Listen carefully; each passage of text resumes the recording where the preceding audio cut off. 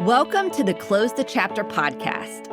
I am Kristen Boyce, a licensed marriage and family therapist with a private practice, Pathways to Healing Counseling. Through conversations, education, strategies, and shared stories, we will be closing the chapter on all the thoughts, feelings, people, and circumstances that don't serve you anymore and open the door to possibilities and the real you. You won't want to miss an episode, so be sure to subscribe.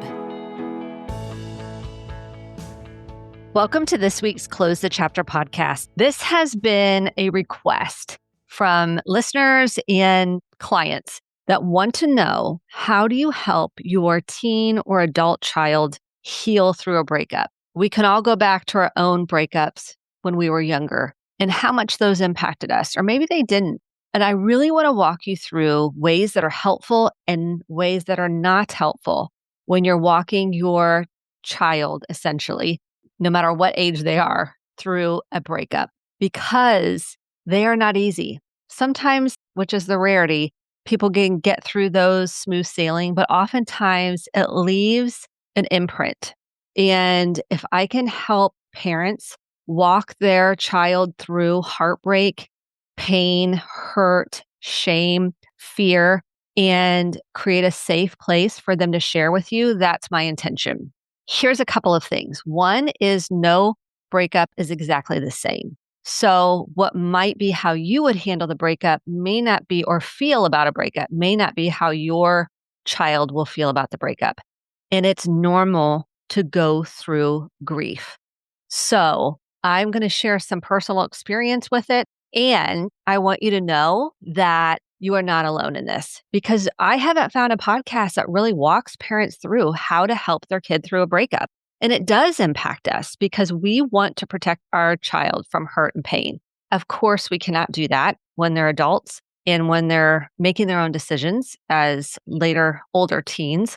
And we want them to learn from relationships about themselves, what they like, what they don't like, what they want, what they don't want. And different relationships teach them more about themselves and some of their own patterns that might emerge in a relationship. Why do they pick the person they picked? What is going on inside of them that might need healed or it might need tended to? And furthermore, as parents, it could mirror back to us and awaken us to some work that we need to be doing. If we get overly activated by it, if it's pulling on grief and loss within us, maybe it's pulling up some anger and disgust, and maybe it's frustrating us. And those are signs that we have our own work to do. And I always recommend, I love a therapy. So when in doubt, and you can find a therapist, I highly recommend early therapy for teens and young adults, because it really sets the stage of picking a healthy partner if they have a healthy relationship with themselves. We're going to break this all down, so don't you fret. We are going to dive deep into this topic because it's an important one that is not getting much conversation out there. So the first thing I want parents to do is kind of write a list about your relationships and your past heartbreaks. Write that out, how old you were.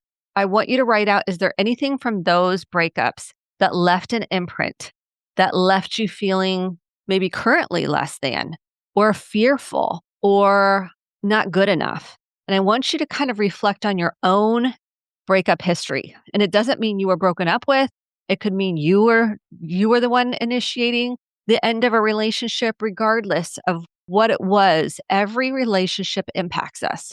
It goes back to our parental units or our primary caregivers. Those relationships impact how and why we'll pick a partner. And this is so real. And I'm not going to have time to break all that down, but it will impact what kind of partner they pick and the attachment styles. And you can go back and listen to, we'll link in the show notes, our episodes on attachment. And that plays a huge role with teens as they're developing emotionally, physically, and mentally on who they pick and why the relationship might not work out. So we're going to talk a little bit about that, but I'm not going to dive too deep into attachment work. We've got other episodes about that. So feel free to listen to those as we go through this work. So once you've done your timeline and you've done your history, I want you to note what is still lingering that might get activated when your teen or adult goes through a heartbreak or a breakup. because that does play a role. And perhaps you didn't get to process a breakup or a loss, or maybe you were forced to move on too quickly because you had to shake it off and move on, or you didn't know how to cope with it. So you used all these coping strategies, which is distraction and avoidance, to really not be able to process what you really felt, the grief and loss. And I want to normalize that everybody has a different experience with it. So we don't want to project or put on our experience onto our kid, or because you felt a certain way in a breakup that you're going, well, I know how you feel because that's how I felt. That may be true, but you're skipping steps that I'm going to walk you through that are so, so important when your child is going through a breakup.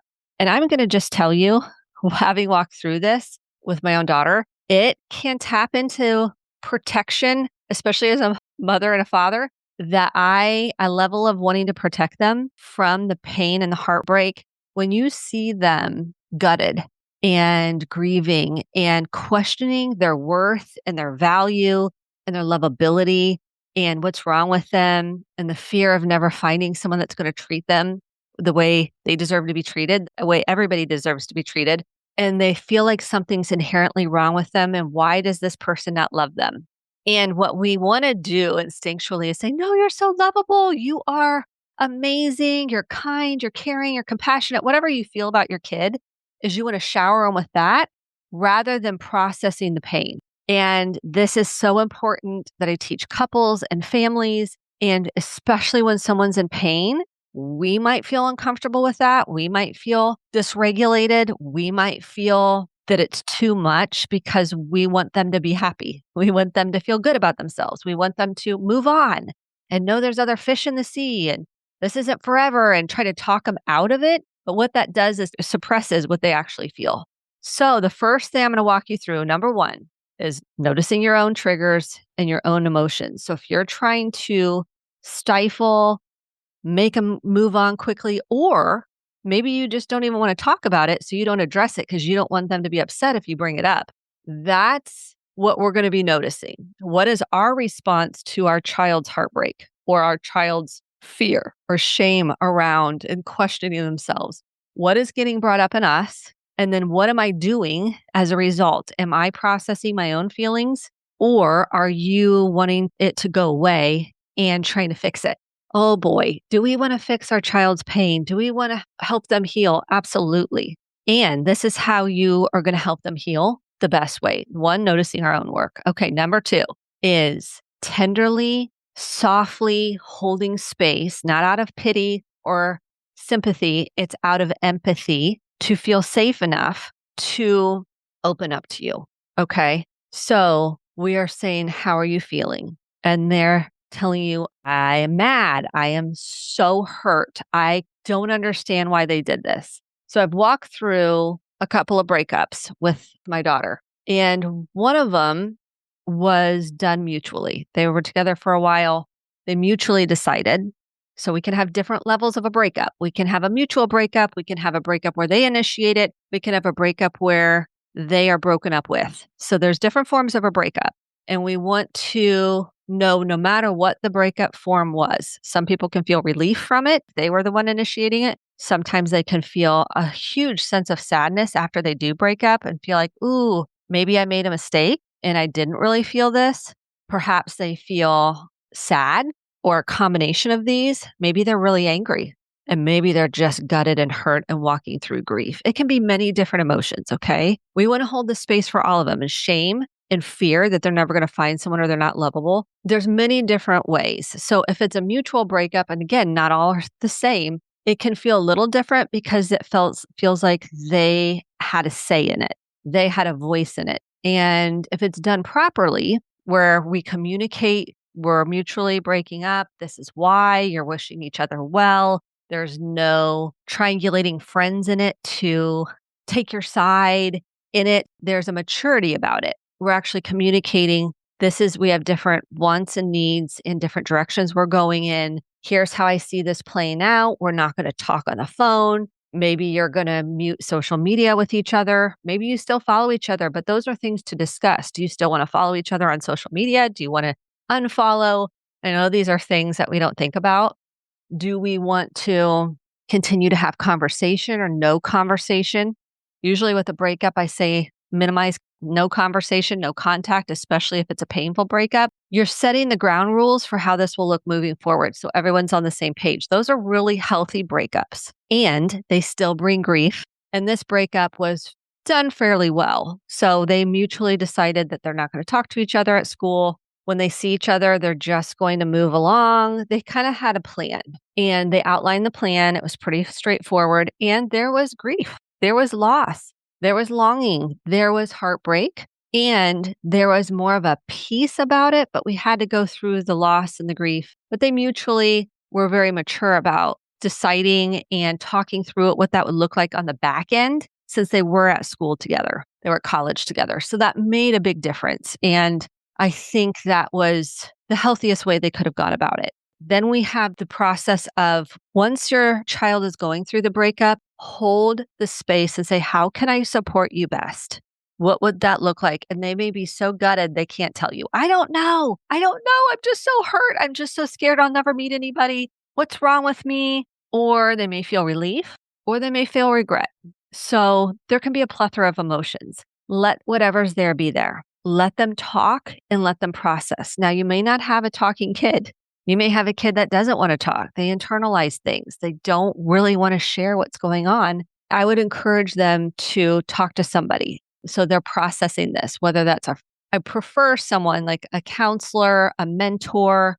They're journaling about it. They're getting it out because we can't have insight on what did I like? What didn't I like? What was it within me that made me push away in this relationship or want to break up or not share how I really felt in this relationship? What made me want to avoid all feelings or what made me want to get closeness? We're talking about attachment terms here. We have to process the breakup so you can break patterns on the next person you date. Otherwise, you pick the same person in a different package. And for teens and young adults, it's hard for them because they're new at this to learn what do I like, what don't I like. I also want to mention that if there is any attachment there, they've done things that they've never done with other people.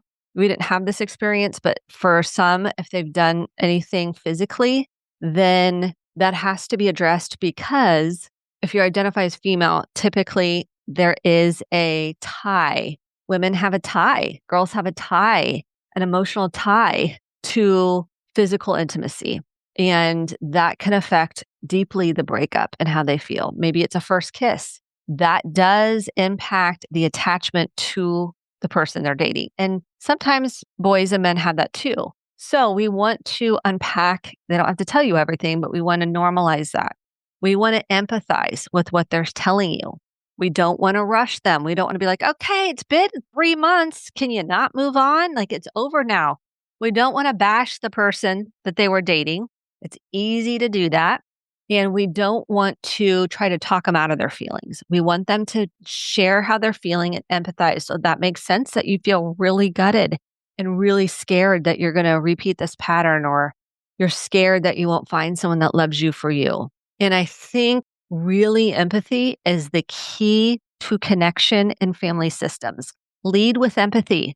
If I can teach anything to anybody about relationships, empathy, even if you don't agree with it, even if you don't understand it, like you're like, come on, move on. Like my husband might be like, okay, we have talked about this for months. And I can be like, yeah, it can take a long time to heal from these things.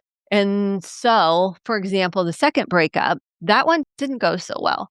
And it's understandable that you're going to not be for everybody. Your kids aren't going to click with everybody they date and vice versa. And that's understandable. If someone doesn't want to be with someone, that makes sense that they get out of the relationship. It's confusing for a lot of teens if they were met with, you are the most wonderful person I've ever met. You are the most beautiful. You are the best thing that's ever happened to me. And those are the messages. And then 5 days later, they're saying they're done. Okay. It's very abrupt. It's very confusing. And it's painful because it's like, well, what did I do? Well, we're too different. Okay. Then what happened 5 days ago that I was the best thing since sliced bread? So it can be very confusing for kids. And it can be confusing for them to figure out how they actually feel. and they're scared to speak up. They're scared to process. What I do notice with teens and young adults is they haven't learned how to talk about emotions. And if you have avoidant attachment in particular, okay, and you can listen to the attachment episode, closeness and emotional vulnerability is uncomfortable for them. It scares them. It's like way too much. And an anxious attached person loves closeness. Like they are like, let's have deep conversation. Tell me how you feel. They want that closeness. And so does a secure person. They like closeness too.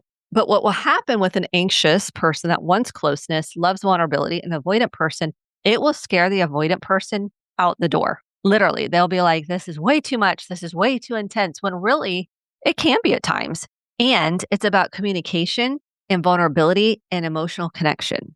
And so when this hot, cold push pull comes into play, it can be extremely confusing for teens, extremely, because you're getting mixed messages. And it can feel like a gut punch. Like I had feelings and deep feelings. Like if you're sharing vulnerably and authentically and having these deep conversations that mean a lot to you, and it depends on personality type, there is a closeness that can develop that you feel like this is the most wonderful person. Obviously, everybody has their own issues. Clearly, nobody's perfect.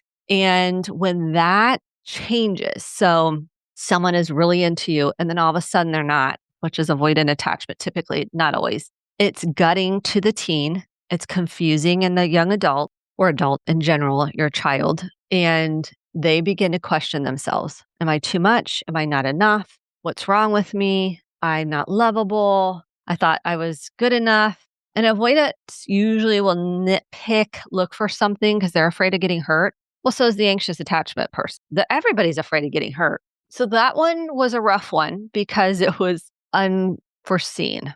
And there were some deep feelings there that were meaningful and true.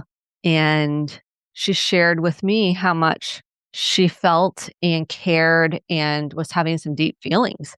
And I held space tenderly and compassionately for what that's like when you feel like this person could be the one. I mean, she didn't say those words, but they could see that this person and could be somebody that they want to develop more of a relationship with.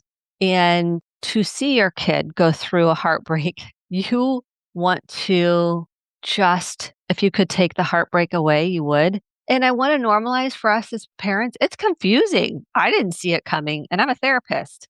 There were signs, but it's like you want to get to know these people they're dating. You feel like you want to know who your kid is dating. I highly recommend that. Get to know them. And once you get to know them, you're thinking, okay, I like to get to know the people my kids are dating. I think that's important. You get to know who they are. What do they like? What are they passionate about? What lights them up? What are their goals? Like, I love that. And that can be a little much for people, especially when I'm a therapist. And you can have your own feelings about how someone broke up with your kid, what they said. And at the end of the day, you want what's best for both of them. I truly believe that we do as parents. Now we have to work through maybe our own anger, our own upset, our own disbelief, perhaps even that they did this or they had these feelings, or why don't they love your kid as much as you love your kid? Or you see how much your kid really cared about them and how did they not feel that? So there's a confusion and it can bring up a lot of feelings. That's why you have to talk about it. You have to talk about it. You have to process it so you can be there for your kid. You're not projecting your own emotions onto it. You are holding the space, letting the sadness come out so they can move through it and get to the other side. And what I want to say is we call them grief bursts or triggers. What I think is particularly hard is social media. Social media is extremely hard, as you all know, that have kids, because it's in your face all the time. At least my generation did not grow up with social media. Thank the Lord above, because it's in your face all the time. And you can see what they're doing online. You can see who they're friending, who they're following. And anything they post can bring up emotions. It can be activating, it can be triggering, it can bring up grief and loss, it can bring up so many emotions.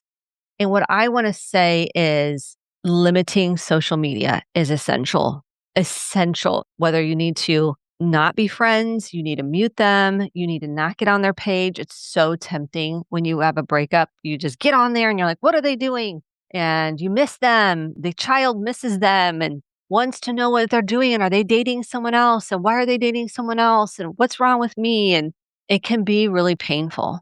And so I recommend really limiting it. And it can be painful when they unfollow. So I know kids that when they unfollow or they block them and they're like, what did I do? What did I do that was so bad? Him or her, what did I do? Don't know why. Maybe they're trying to move on. Maybe they're still upset about something. You won't have the answers.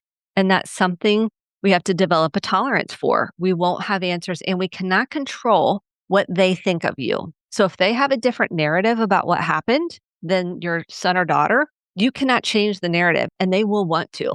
Didn't you know I really had feelings for you and I cared about you and I don't understand why you did this? Or they might feel relief, like, I don't want anything to do with you if they're on the other side of breaking up and they want to move on and the other person is still really hurt. What I want to say is if you have a large committee, what I call survey says, have you ever watched Family Feud? And they're like, survey says, and you've got the survey coming up. I caution people, do not do survey says. So clients that come to me know, I'll say, did you do survey says? And they're like, I did. And I'm like, okay, what did the survey results come out as? And they're like, yeah, people told me to break up, or people told me he's terrible, or people told me she's this or that. And I say, now, how does that feel? And they're like, I'm torn.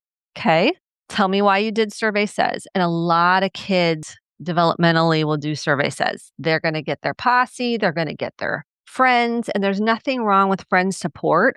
But when the friends are making decisions or influencing a decision, sometimes that can be positive, and they take that pattern into adulthood rather than feeling secure with knowing what they want. And maybe you need counsel or guidance. That's why therapy is so important, because you're getting someone that is a professional or a mentor of sorts that has expertise in relationships. A lot of teens don't have expertise, obviously, or young adults in relationships because they're new to them. Remember when you were going through your relationships?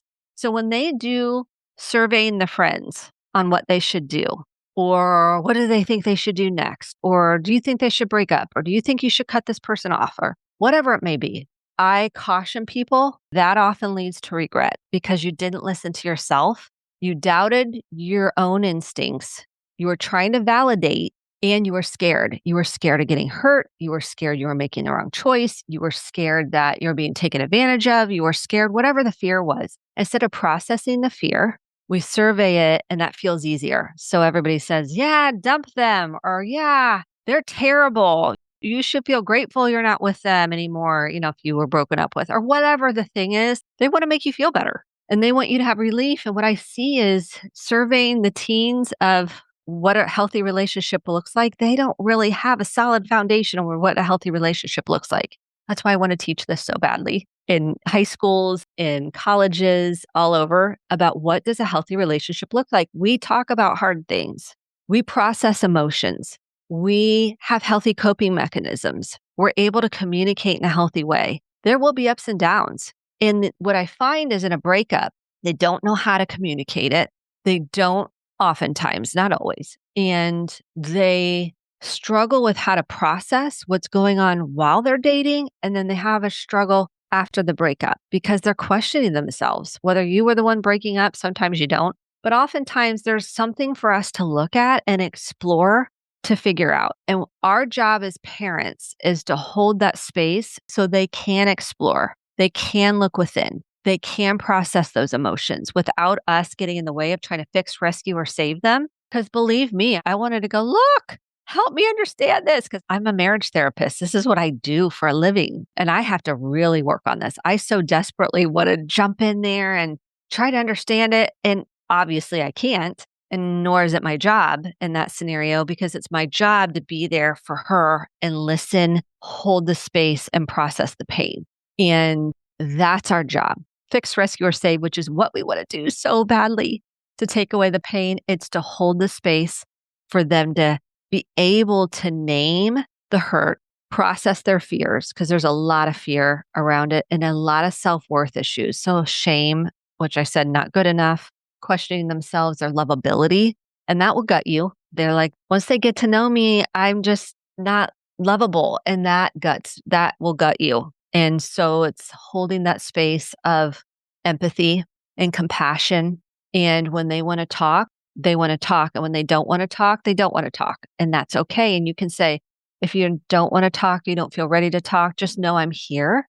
If you just want a shoulder to cry on, or you just need to get out frustration. The other thing that's really hard with breakups is you feel misunderstood, especially on social media. Someone could post something. It could be a quote. It could be a reel they like. It could be a song they like. It could be something they reposted. And it can all of a sudden trigger, like, what are they saying about me? What do they think about me?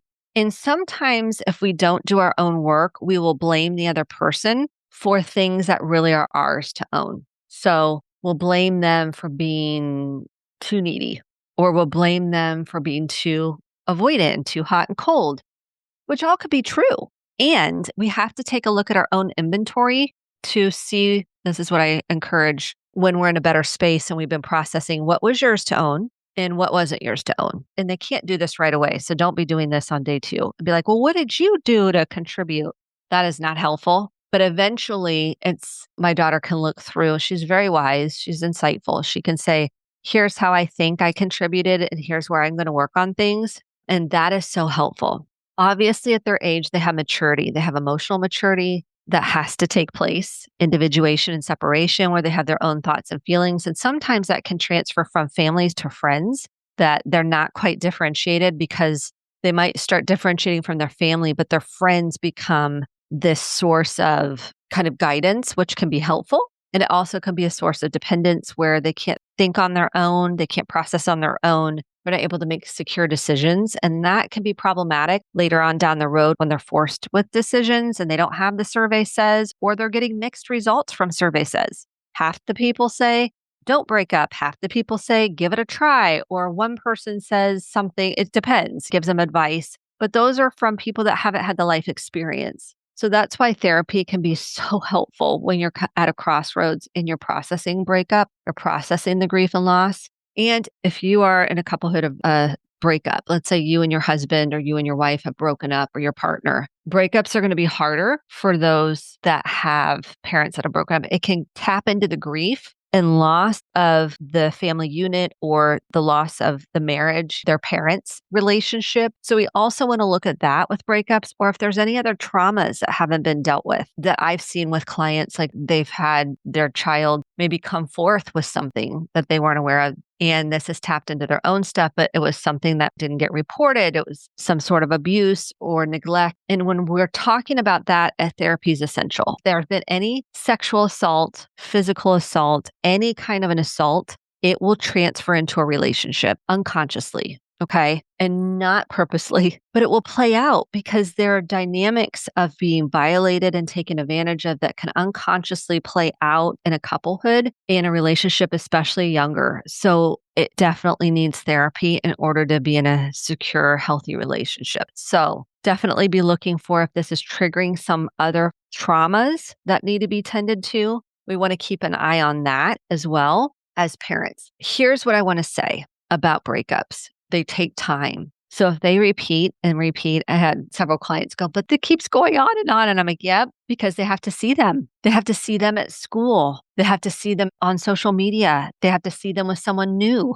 at school. They're seeing them move on. They're seeing them perhaps doing things that they used to do, or they had hope maybe that they were going to get back together. And they see the person has moved on or started dating someone else. And that crushes them because they thought, well, maybe there's a chance we'll get back together. And it really signals to them that, okay, that hope is gone. Or maybe I've had clients where they think they're going to be friends and then they unfollow them on social and block them on social, or I'm trying to think of the other things they've reported to me. Things happen like that and it crushes them. And then they can't be friends anymore because they're like, what did I do? Or they thought maybe we could follow each other on social media, but it was too triggering. So we had to make some changes there. What I think is most painful is having to see them at any kind of touch point especially when you still have feelings for them. So your teen or your young adult still has feelings for them, which does take time, especially if they were deep feelings.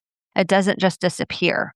And we can make up stories about what the other person's doing. Oh, they've moved on, or they never loved me. This is one that's classic. They never even cared about me. They never even liked me. Why did they even date me? I said, well, we have to date people to figure out what we like and what we don't like. And so it feels like, well, the whole thing was a sham. And why did they even want to come up to me, or why did they like me? And it begins to question everything, including themselves. So what I want to say is, no, it takes time. There is no magic wand to make them move on. What does help is processing, insight, understanding themselves, and beginning to accept themselves, what value they have. And this takes time. It's like it chisels away at their self-worth. Sometimes it doesn't because they feel relief and they're moving on.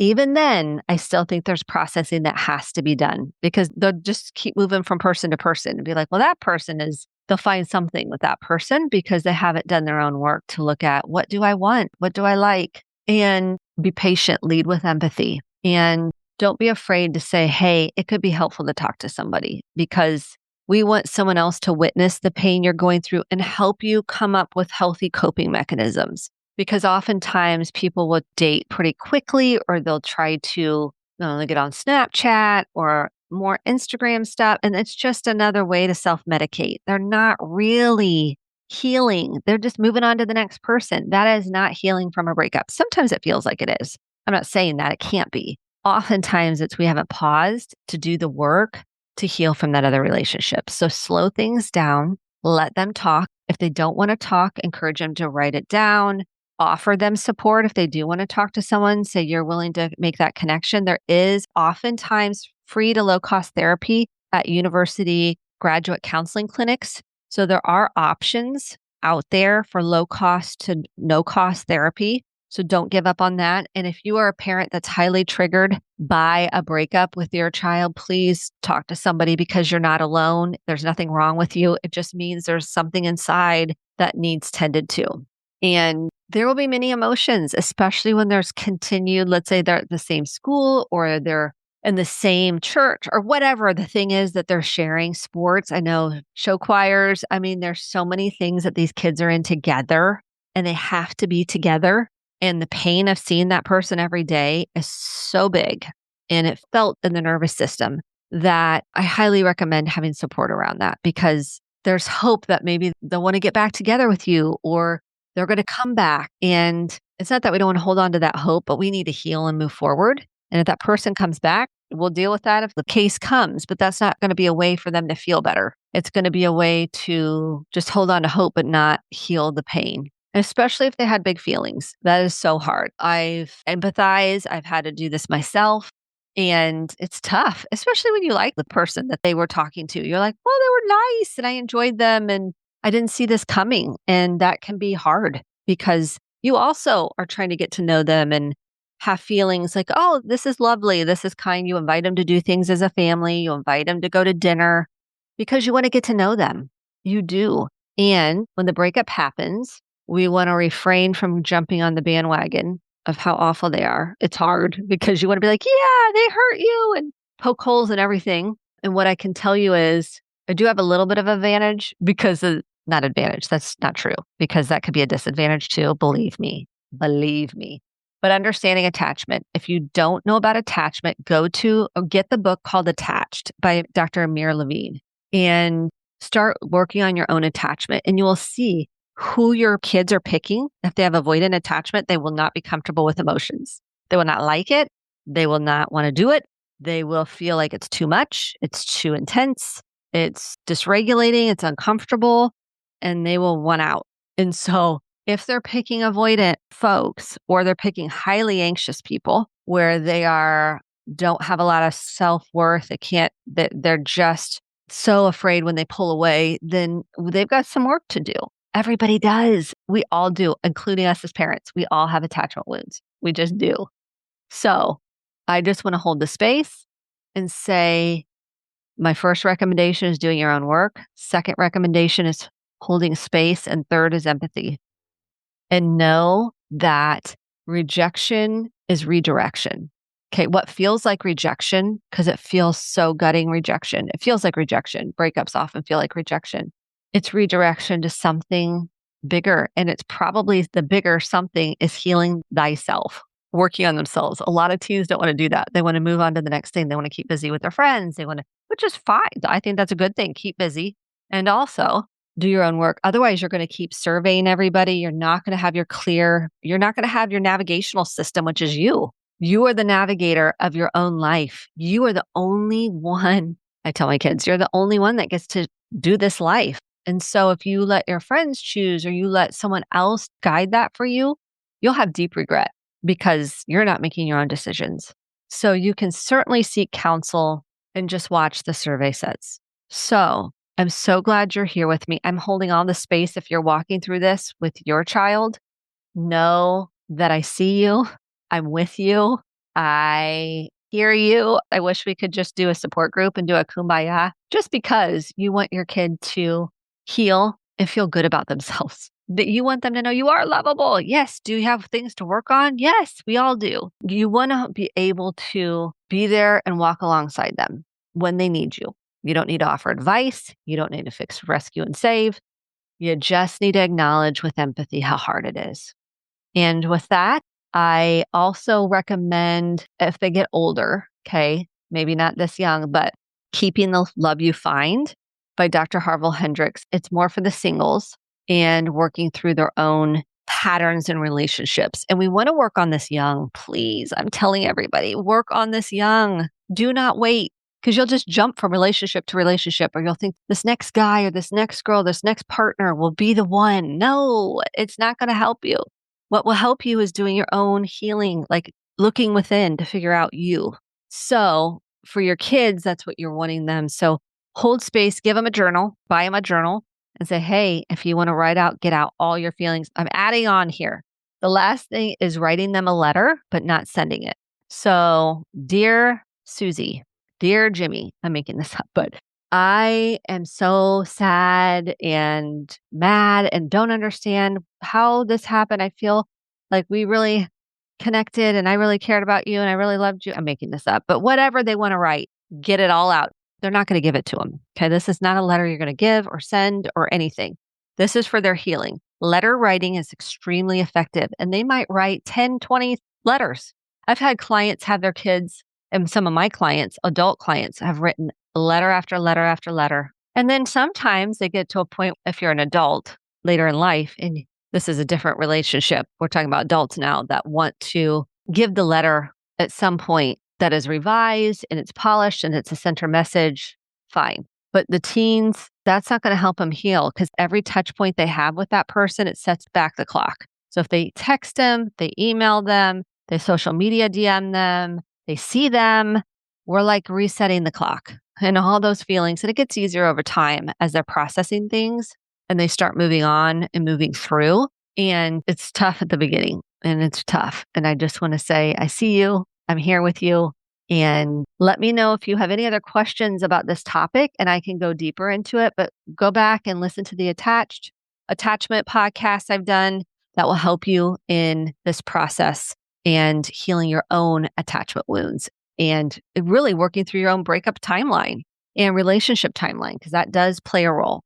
Thank you so much for tuning in. And I'm so grateful you're here. If you want the free journal, go to kristendboyce.com/free resources. You matter. You're important. You're loved and you're enough. In case no one has told you this, please put this on repeat because we don't believe a lot of things. Shame tells us you're not good enough. You're stupid. You're ugly. You're etc. We have all these things shame tells us and they're lies.